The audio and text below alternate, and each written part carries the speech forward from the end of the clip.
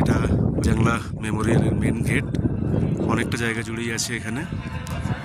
প্যাংগং থেকে হানলে যাওয়ার রাস্তায় এই ওয়ার মেমোরিয়ালটা পড়ে এবং এটা একদমই চায়না বর্ডারের কাছেই, ওই সামনেই চায়না বর্ডার। 1962 ইন্দো চায়না ওয়ারের সময় এখানে খুব ভীষণ যুদ্ধ হয়েছিল চুশুল এরিয়াতে। তো সেই সময় প্রায় 114 জন ভারতীয় সৈনিক শহীদ হয়েছিলেন। তাদের মেমোরিতে এই মেমোরিয়াল উৎসর্গিত হয়েছে, রেজাংলা মেমোরিয়াল। এখানে প্রায় আমরা 1 ঘন্টা মতো কাটাচ্ছি। ভেতরে একটা ভিডিও শো দেখানো হয়েছে 13 মিনিটের, সেটা থেকে পুরো হিস্ট্রি, এখানকার রেজাংলার যে হিস্ট্রি দেখানো হয়েছে। সামনেই ওই দূর পাহাড়, ওখানে চাইনিজ বর্ডার রয়েছে।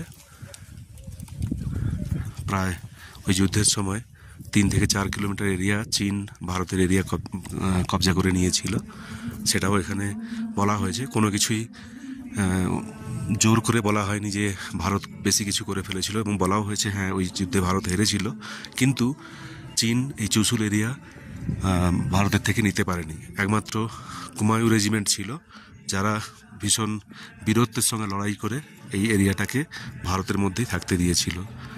এখানে মোটিভেশন হল রয়েছে, এবং এখানে সামনে যেটা আছে